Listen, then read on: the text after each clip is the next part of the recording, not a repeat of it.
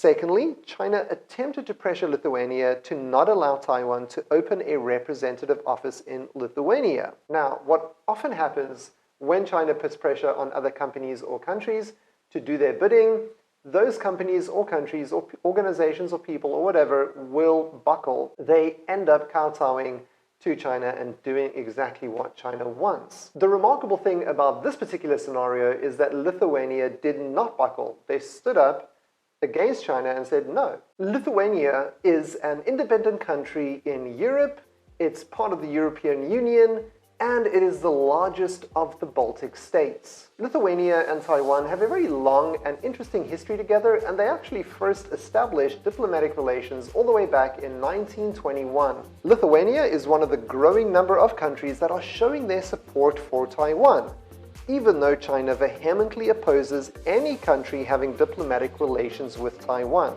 China also constantly tries to undermine Taiwan's legitimacy and often attempts to poach Taiwan's allies by making them switch formal recognition from Taiwan to the PRC. Hey everybody, my name is Nathan and welcome to the channel.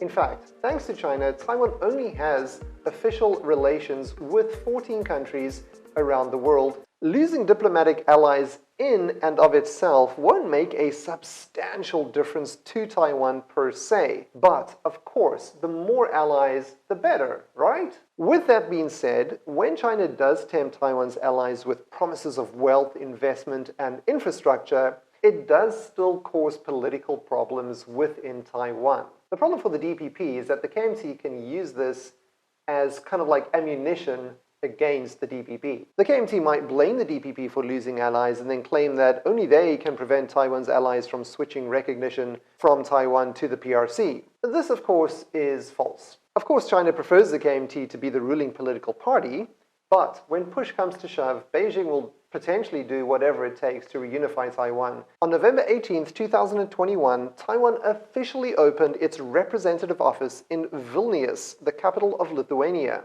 There are a few very significant implications to the opening of this particular office. Firstly, it's called the Taiwanese Representative Office, which includes the name Taiwan, a word that seriously seems to bother China quite a lot. China seemed to be quite upset that it was not called the Taipei Representative Office, but instead the Taiwanese Representative Office. Now, to be fair, it's not an official embassy or consulate, but it is a good start nonetheless, and the name in particular is very important. In fact, the name bothered them so much that they withdrew their ambassador from Lithuania shortly afterwards. But why does China do this sort of thing, and why do they behave this way?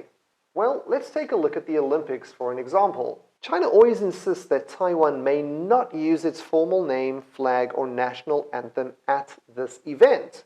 Why? Because they feel that doing so would let the international community realize the fact that Taiwan and China are not the same countries. Secondly, China attempted to pressure Lithuania to not allow Taiwan to open a representative office in Lithuania. Now, what often happens when China puts pressure on other companies or countries to do their bidding, those companies or countries or organizations or people or whatever will buckle. They end up kowtowing to China and doing exactly what China wants. The remarkable thing about this particular scenario is that Lithuania did not buckle. They stood up against China and said, no, we're not going to not let the Taiwanese have a representative office here, and we're going to let them call it the Taiwanese Representative Office, whether you like it or not. Lithuania's friendship and respect is an indicator of how they treat their allies, and I believe it will benefit them greatly in the future. It is also something that many Taiwanese are grateful and thankful for.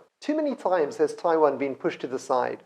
Too many times have the legitimate rights of the Taiwanese people and Taiwan as a country been disregarded. Taiwan is a thriving and democratic country of roughly 24 million people, and they have the right to choose their own fate. Let the people of Taiwan decide what they want. Is this not a reasonable request? Wouldn't you want to choose what happens to your own country? There are many potential advantages of Taiwan and Lithuania cooperating with each other.